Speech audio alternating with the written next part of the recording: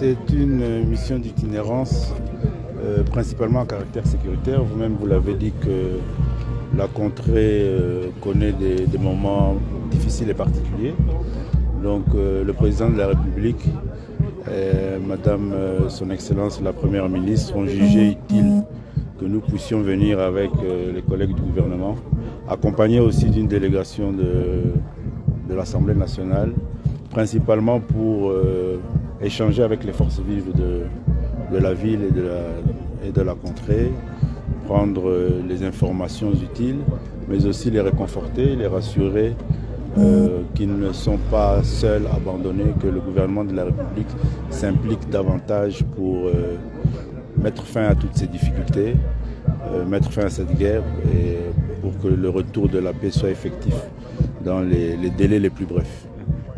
Je crois que vous êtes sans ignorer que le président de la République, commandant suprême des forces armées, a convoqué le Conseil national de défense depuis bientôt une semaine.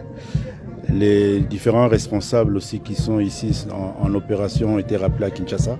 Les réunions se poursuivent et dans un délai assez bref, les conclusions de cette réunion vont faire l'objet de cet espoir-là que vous attendez en termes d'évaluation, de restructuration et de la mise en place d'une nouvelle stratégie.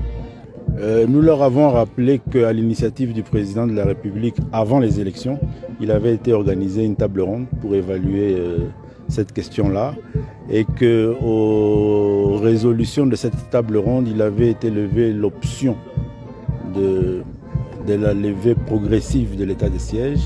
Malheureusement, il y a eu le processus électoral et la mise en place des institutions assez difficiles. Ça a pris du temps du moins, mais le gouvernement s'emploie et s'implique à l'application de ces résolutions. Donc il y a un travail qui est en train d'être fait pour pouvoir à ce que dans les jours qui viennent, selon aussi que les conditions sécuritaires vont le permettre, on puisse arriver à l'exécution de la volonté des résolutions de la table ronde sur l'état de siège. Bon, les Wazalendou, on les appelle officiellement les VDP, les volontaires, patriotes. Le président de la République avait pris en son temps, avait initié un projet de loi qui a été voté sur la RAD.